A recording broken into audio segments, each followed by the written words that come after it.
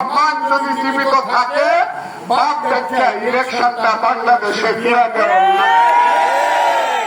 বাপ দেখে লাগবো, বাপ দেখে। আমি বললাম আমাকে গুলি করে মারবো, আমার আল্লাহ আল্লাহ ইচ্ছা করলে আমাকে রক্ষা করতে পারে, পারে না? পারে কিনা বলে? 500 গুলি আমার মুখে লাগবে না, আমার আল্লাহ। কিন্তু আমি সত্য কথা বলবো, ইলেকশন যদি হয় আমি সব ছেড়ে আমি অষ্টগ্রাম আসছি না, কারণ অষ্টগ্রাম হইল আমার মা। 30 লক্ষ লোক এই দেশে জীবন দিয়েছিল। ওয়ালটন আবারও মিলিয়নিয়ার অফারে ওয়ালটন ফ্রিজ কিনে আপনিও হয়ে যেতে পারেন মিলিয়নিয়ার। 2 লক্ষ মা বোন ইজ্জত দিয়েছিল। এইখানকার বিশেষ করে হিন্দু সমাজে সমস্ত মানুষ ওই 100 কিলোমিটার দূরে ওইলাম ক্যাম্প, বাগান ক্যাম্প, বছরে ক্যাম্পে হাজারে হাজারে লাখে লাখে গিয়েছিল। কত মানুষ মারা গিয়েছিল তার কোনো সীমা ছিল না।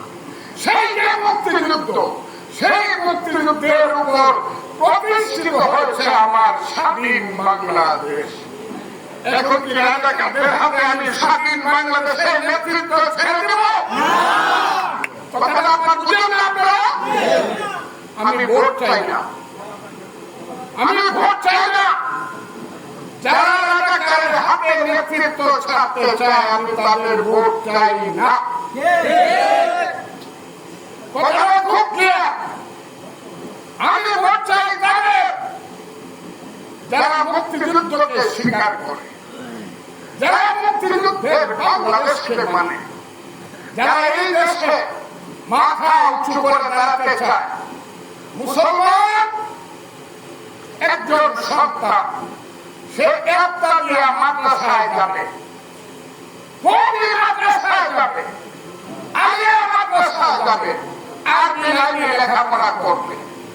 সে যখন আলিফ বে এসে করবে, আরেকটি ছেলে মুসলমানের তারই আপন ভাই সে স্কুলে যাবে, প্রাইমারি স্কুলে, সে করবে সরু সরায়া রসুই দীর্ঘই। আপত্তি আছে?